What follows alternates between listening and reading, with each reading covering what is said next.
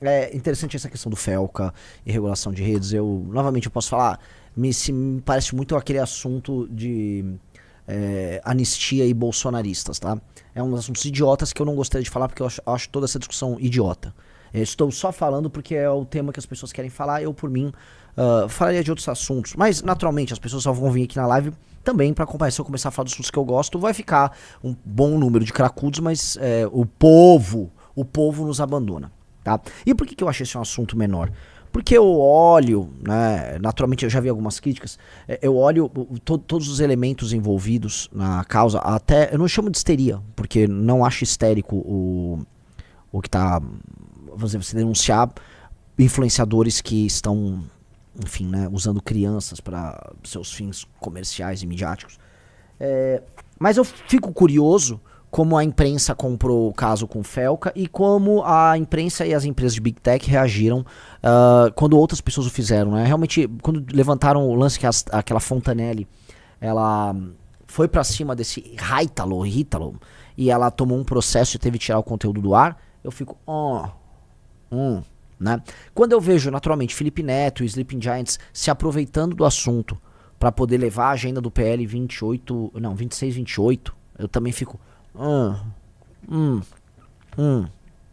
A gente não é trouxa, a gente não nasceu ontem. Só que eu também não vou comprar discursos conspiratórios, tá?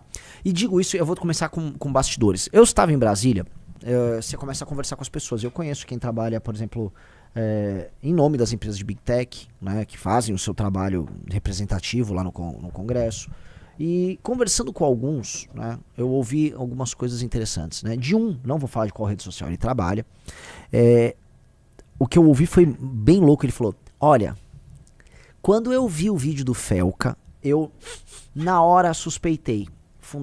Instituto Alana, não é Fundação, Instituto Alana. Quem é o Instituto Alana? É um instituto fundado por uma das sócias do Banco Itaú, que tem como objetivo retirar todo e qualquer financiamento ao marketing voltado para crianças, tá? Isso eles fingem que é uma coisa nobre. E com base nisso eles acabaram, por exemplo, com todos os programas infantis que haviam na programação, não só da Globo, mas de outras televisões. E aí no período da manhã, que as crianças assistiam desenho e tal, tinha a famosa TV Globinho, né? E aí, lá, naturalmente, o público que assiste TV Globinho é o público criança. Você anuncia de maçã da Turma da Mônica a brinquedo de manhã. Ao proibir isso, você tirou os programas infantis da grade, aí botou Mais Você, ou botou aqueles programas daquelas mulheres degeneradas da Globo, ensinando, olha como faz enfim, né? Aquelas mulheres degeneradas num horário que a criança pode estar assistindo televisão. Então, elas destruíram o Instituto Alana com as mulheres degeneradas ligadas a ele, né? Com algum interesse que até hoje eu queria saber, destruíram a programação infantil e elas sempre ficam deliberando sobre isso. E esse cara, que é vamos colocar, um lobista, lá na Câmara, comentou isso. Falou, olha, eu vi a hora... E aí ele disse o seguinte, passou 2, 3 dias, virou a segunda-feira, quando tava Felipe Neto, Sleeping Giants, Instituto Alana, e todo mundo, né, trazendo o tema, ele falou, isso tava programado. No que eu perguntei, então você acha que o Felca fez o vídeo com esse tema? Ele falou, não sei. Fui conversar com outras pessoas. E essas outras pessoas disseram que não. O Felca já estava anunciando há muito tempo que faria o vídeo. Ele fez o vídeo. A direita pegou o tema de maneira, vamos dizer, em nome do barulho, pegou o barulho e trabalhou. E a esquerda, que ela é institucionalmente mais poderosa, viu nisso uma oportunidade, o governo viu nisso uma oportunidade, e como eles são institucionalmente mais poderosos, o que é institucionalmente mais poderoso? Eles têm um arcabouço de ONGs, de intelectuais, de instituições, formadores de opinião ligados a eles, eles falaram, vamos usar isso como uma operação para regular as redes sob a lógica do PL 26, 28. Eu acho esta a hipótese mais plausível. Eu não vou colocar, por mais que já tenham visto vídeos do Felca comemorando que o Alexandre de Moraes derrubou ali o X no Brasil, etc. Eu não vejo ele como parte. Eu digo isso preliminarmente. Eu não vejo ele como parte. Como eu não tenho como provar, eu posso ficar fazendo ilações e juntar pontos. Eu posso juntar pontos e juntando os pontos eu posso fazer sentido, mas eu não tenho nenhuma prova cabal, uma prova material que ele fez isso. Portanto, eu não vou fazer essa acusação. Vocês entendem meu ponto? Você concorda comigo, Rizzo? Entende pelo menos o ponto? Eu entendo o seu ponto, Renan. Tá? Então, é isto que eu queria dizer. Eu não vou fazer uma ilação sem nenhum tipo de prova material. Outra coisa, em vários momentos, nós do campo da direita vimos uma oportunidade, um tema, pegamos aquele tema e fizemos produção legislativa sobre aquilo. certo? É de se imaginar que a esquerda faça isso e que o governo faça isso. E isso agrega, vamos dizer, com a fome e a vontade de comer de alguns agentes. E o que eu ia comentar sobre isso? Ora, o governo estava desesperado, e o Hugo Mota estava desesperado, e o STF estava desesperado em eliminar da discussão a tal da votação da anistia. Tinha uma votação da anistia e a votação do fim do foro privilegiado, que foram basicamente o tema político da semana passada, o tema que a gente já não estava, né, esparadrapo na cara. Vocês lembram disso? O presidente da Câmara dos Deputados, Hugo Mota, foi humilhado publicamente por parlamentares que sequer deixaram ele sentar na cadeira. O Hugo Mota é mais novo do que eu. O Hugo Mota é um playboy de Patos lá do interior da Paraíba, é filho de um político que conseguiu a posição que ele tem porque ele ia nas mesmas festas e convivia ali com a turma do Arthur Lira. É isso que construiu a posição do Hugo Mota na presidência da Câmara. Ele não tem liderança, ele não tem nada. Tanto que quando ele é instado a falar sobre certos assuntos e dar a opinião dele, ele é uma máquina de lero-lero, um gerador de platitudes ali. E é isso que ele fica falando. Olha, veja, eu não sou a favor de ideologias, nem esquerda nem direita, eu vou pro que é bom pro país. Mentira, isso aí é uma ideologia. Isso que ele reflete é uma ideologia em si. Essa ideia de que você está acima dessas discussões estúpidas, ideologizadas, e que você caminha pra frente, isso é papo furado puro e simples. E isto representa uma perspectiva que é a perspectiva do Centrão, que é um suposto pragmatismo que no fundo é uma estratégia de mediador, uma estratégia de advogado. Vou ficar no meio conciliando tensões, e o que eu chamo de conciliação de tensões é a hipótese diferente não ideologizada. É mentira, é só uma conciliação de tensões que faz com que você nunca tome uma posição de verdade, nem para um lado, nem para o outro, nem para cima, nem para baixo. Tá? Mas tudo bem, fez esse pequeno... Às vezes eu faço umas digressões, né, Rizzo? Do nada eu tô aqui falando da mente do Hugo Mota, o que é muito difícil você analisar uma mente como a dele. Mas, dito isso, o Hugo Mota foi humilhado e ele queria sair do assunto de anistia. Então, ao recuperar o comando da Câmara dos Deputados, após o motim dos deputados, e ao avisar após essa recuperação que não, eu não fiz acordo nenhum, quem disse que eu vou pautar a anistia? Não, ninguém me pauta, ninguém me leva na ameaça. Ele se aproveita do assunto Felca e avisa, já na virada de domingo para segunda-feira, o senhor Rafael Mendes vai lembrar, que ele vai pautar esse assunto, que a Câmara vai tratar desse assunto, porque estava explodindo, Rede Globo fazendo cobertura, grandes influenciadores fazendo cobertura, direita e esquerda tratando o tema, plum. Tudo isso desembocaria num tema que engoliria o assunto da anistia na Câmara. E a real é que engoliu. Tanto que, curiosamente, não estou vendo mais deputados bolsonaristas amordaçados, tal, lutando. Eles juram que fizeram um acordo, ninguém tá vendo o acordo por aí. E a gente começa só a suspeitar de que, vocês talvez, né, fizeram um barulho de um lado, cantaram vitória, mostraram pro público que vocês estão trabalhando, e a vida vai seguindo normalmente como se tivesse tudo ok. É o que eu sinto, tá? Sendo bem honesto. Esse assunto foi jogado para debaixo do tapete. Mas o assunto que envolve o Felca, não. E esse assunto que envolve essa possível regulamentação das redes, também não. Há um interesse do governo federal no tema. E há uma discussão, inclusive envolvendo o Geraldo Alckmin e o Fernando Haddad com o governo americano sobre ceder a regulamentação, ceder aos Estados Unidos na reclamação que eles têm sobre a regulamentação que foi tocada via STF. Ou seja, o STF regulamentou e estabeleceu uma série de absurdos e intervenções nas redes sociais. E aí, de alguma maneira, o governo precisaria ceder regulamentando isso, mandando, por exemplo, um projeto para o Congresso para normatizar esses assuntos e resolver essa questão das Big Tech, que são importantes de verdade para o Donald Trump.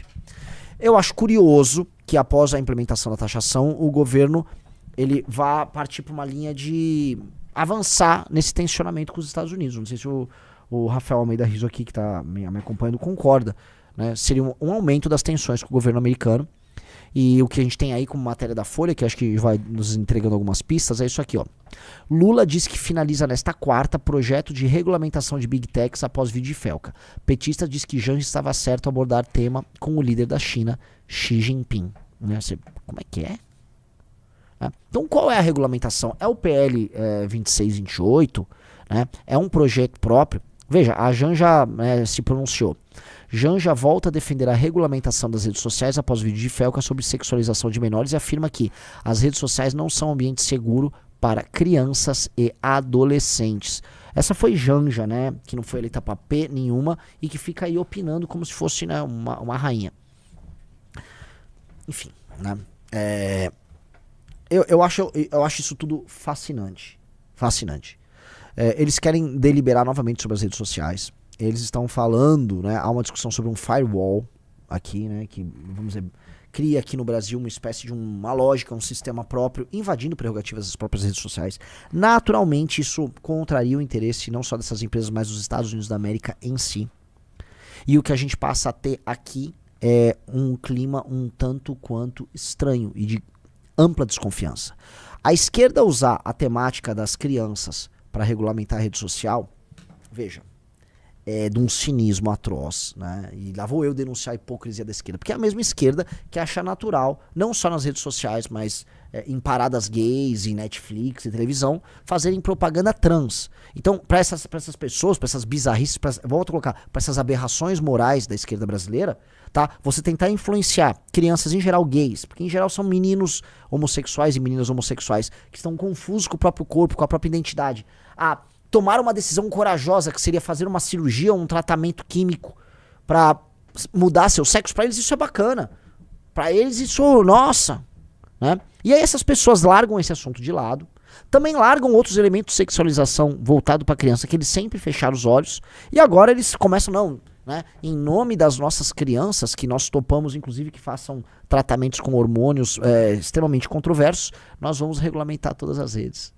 E aí você pode fazer uma série de coisas, porque é aquilo, é uma porta que você abre e com esta porta aberta você tem meios de ação ali dentro, tá? E aí você se sente com uma prerrogativa moral para andar com esses assuntos. Esta é a prerrogativa que eles têm, uma prerrogativa de, se você for contra uma regulamentação, você é a favor da pedofilia,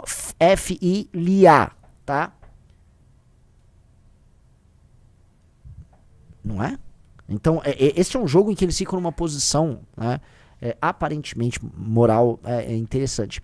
O Sleeping Giants, que quis tocar esse assunto, é um grupo que ele em si falava de criança trans e tem bandeirinha trans pra tudo. O Sleeping Giants é um grupo de, eu vou tocar, as pessoas que trabalham no Sleeping Giants são aberrações morais, são demônios. Demônios, são pessoas que jogam o jogo mais sujo possível, atuam também com dinheiro gringo em nome de interesses que são alienígenas ao Brasil e ficam fingindo que estão combatendo alguma coisa que realmente não estão. Isso tá merda. Então, vem aí algo que pode ser perigoso, só que a gente vai ter que juntar, né, todos os elementos oposições para enfrentar isso. E isso no momento em que a opinião pública está comprada com o vídeo do Felca.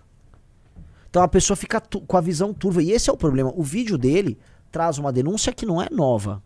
Eu tô aqui há 2 anos falando de sexualização de menores em baile funk. As pessoas deram bola pro vídeo do Felca por algum motivo.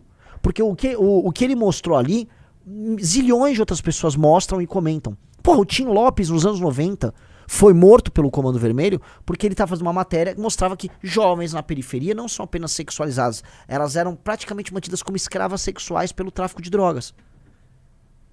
Nos anos 90. Então, isso tudo acontece. Isso tudo já era denunciado antes. Aconteceu agora das pessoas entrarem num... fale disso, meu Deus, esse vídeo mostrou... Mas ele não mostrou algo muito novo. E aí as pessoas, o público, que é influenciável, ele entra, né, nesse torpor.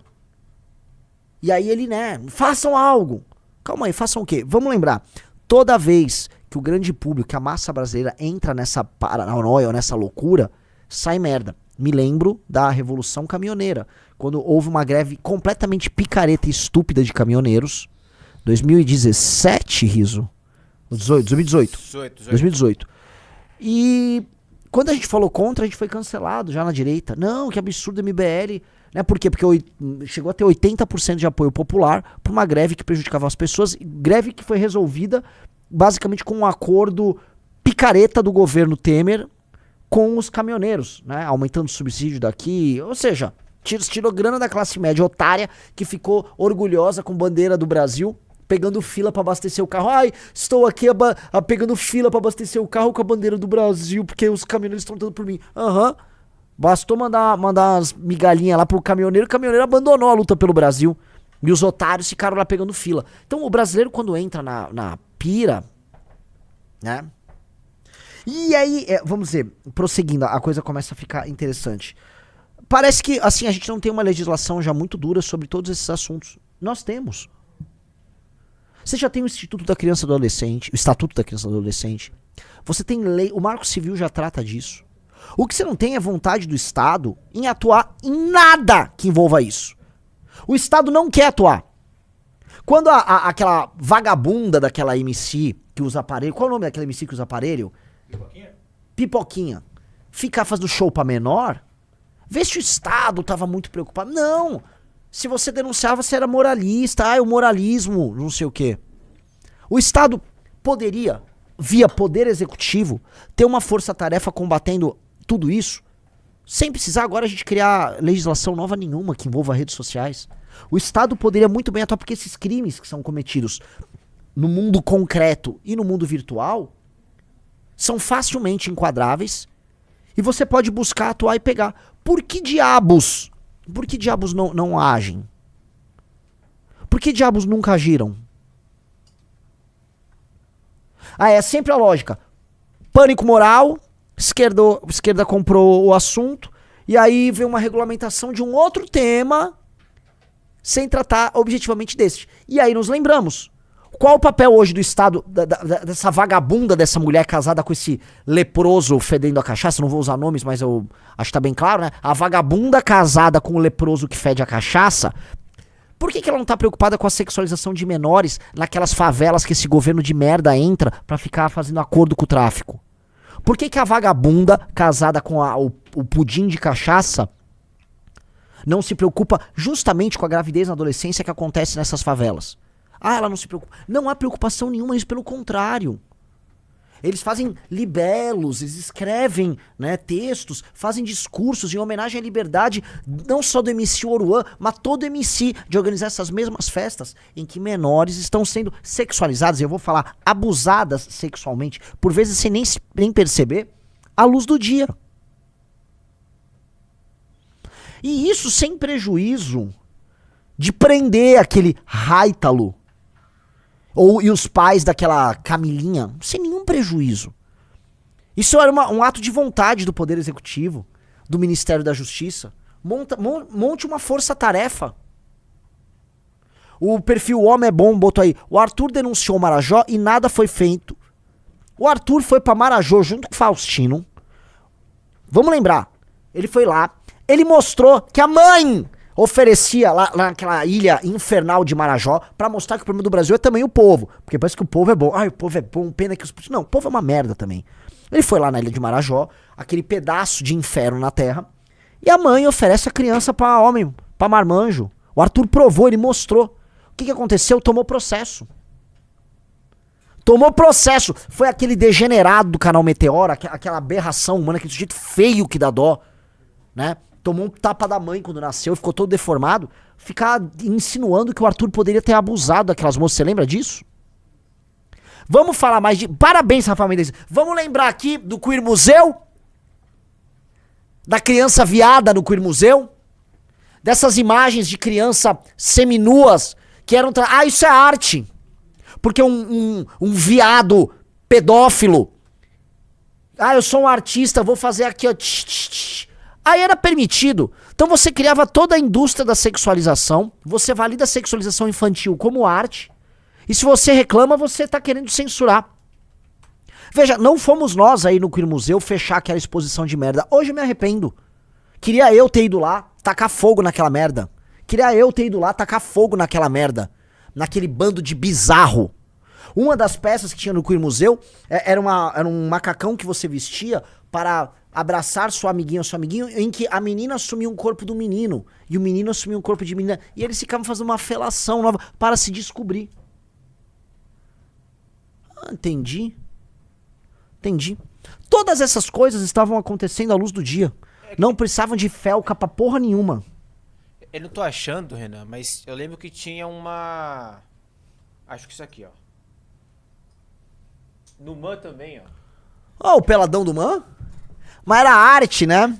Porque como é sempre algum desculpa, usei a palavra com o pé errado. Um pedófilo, né? com uma vocação artística. Ah, não, tudo bem. O pessoal, não sei se o pessoal lembra, isso tudo que tá borrado aqui atrás desse homem pelado são crianças, tá? Nessa performance.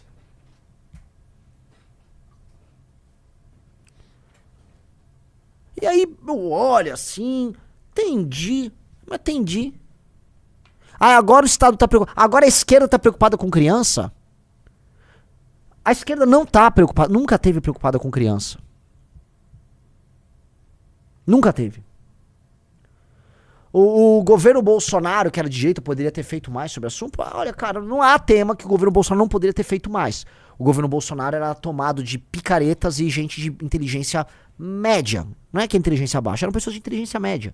Né? E você não vai fazer grandes coisas com pessoas de inteligência média. Um dos problemas da democracia é que pessoas de todo tipo de inteligência elegem pessoas que elas se identificam. E em geral elas vão se identificar com alguém que tem uma linguagem similar, comportamento similar. E aí você vai acabar elegendo pessoas médias. E aí você vai botar em posições de poder pessoas médias. E pessoas médias vão fazer coisas médias em posições de poder. Isso quando éticas. Vamos prosseguir? Calma, cuidado. Vamos prosseguir? Eu não botei na tela ainda, tá? Eu sei, mas vamos prosseguir? Vamos lá. Tinha um padre que gostava de comer moleque. Não tinha? Tem um padre, tá vivo. Tem um padre que gosta de comer moleque. Esse padre tá comendo moleque há anos. Mas ele faz um importante trabalho no centro de uma cidade. E come moleque, é a recompensa. Ninguém é de ferro, né? Precisa comer uns moleque. Vai na Febem, come moleque. Aí o moleque denuncia, ele paga um negócio pro moleque. Vaza vídeo batendo punheta pra moleque. Aí fala que não é, depois vê que é. Ah, mas vamos mudar de assunto, que ele gosta de morador de rua. A esquerda defende isso. No que isso é, vou colocar aqui, no que isso é, vamos dizer, no que o Haitalo com a sua bizarra Camilinha são piores do que isso. Há um deputado do PSOL de São Paulo, não vou citar nomes pra não juntarem e me processarem, tá? Há um deputado do PSOL, tá? Que já se mobilizou lá em Brasília pra, não, vamos proteger nossas crianças, entendi.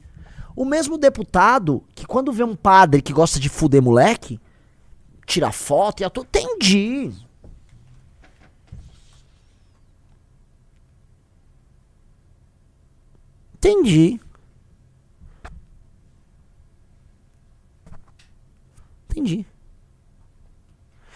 Eu queria morar num país que o queer museu e a sexualização infantil definitivamente, assim, se tivesse... a arte, assim, mais 18, e se uma criança aparecesse lá, toda a curadoria, todo mundo que fez a curadoria do queer museu seria presa. Se uma criança botasse o pé num evento como o do queer museu, os curadores, os responsáveis pelo evento seriam presos, tá? Eu queria viver num país que padre que gosta de comer moleque estaria preso. Eu queria viver num país que realmente, né, a Camilinha e o Haitalo estivessem, ela não presa, né, os pais dela presos, ela com um conselho tutelar sério, não esse conselho tutelar também tomado por degenerado, o Haitalo muito preso. Eu queria viver num país que MC e organizador de baile funk com menor terminam presos. Não é? Eu queria viver nesse país. E esse país meio que já tem as leis pra pegar isso tudo. Não tem vontade. Então não adianta pegar esse assunto e criar um pânico que pega, vamos colocar aqui, uma população retardada! E que cai, agora eu só quero falar disso. E essa população pega e sai falando disso. Eu não acho que o Felca está agindo com ninguém. Eu só acho, galera, curioso, tá? Que essa turma da esquerda, formada por tarados, malucos, picaretas de toda sorte, esteja agora preocupada com sexualização de criança. O que a gente discorreu aqui, eu com a ajuda do meu querido amigo Rafael Rizzo, tá? É uma demonstração clara, cristalina, nítida, simples, tá? De que esses caras não se preocupam com esse assunto. Se preocupassem, quando o Arthur foi pra Ilha de Marajó junto com o Faustino mostrar o que aconteceu, estariam montando operação policial pra sair prendendo todo mundo na Ilha de Marajó. Mas pelo contrário, né? Ilha de Marajó, assim como o Pará, né, faz parte de um território que a gente só sabe que existe, o nosso dinheiro vai pra lá na região norte, em que as pessoas de bem que trabalham de verdade são maltratadas E parte da população é explorada, e essa população explorada, que nem sabe que é explorada, pratica entre si algumas das coisas mais bizarras, que é o que a gente viu na Ilha de Marajó. O problema da Ilha de Marajó não é o governante, não é a polícia, tá? É o povo.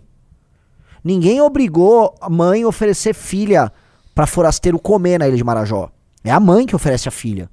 Sacou? É o povo, tem um problema de povo lá. E, mas Renan, você é líder de um partido político, e aí?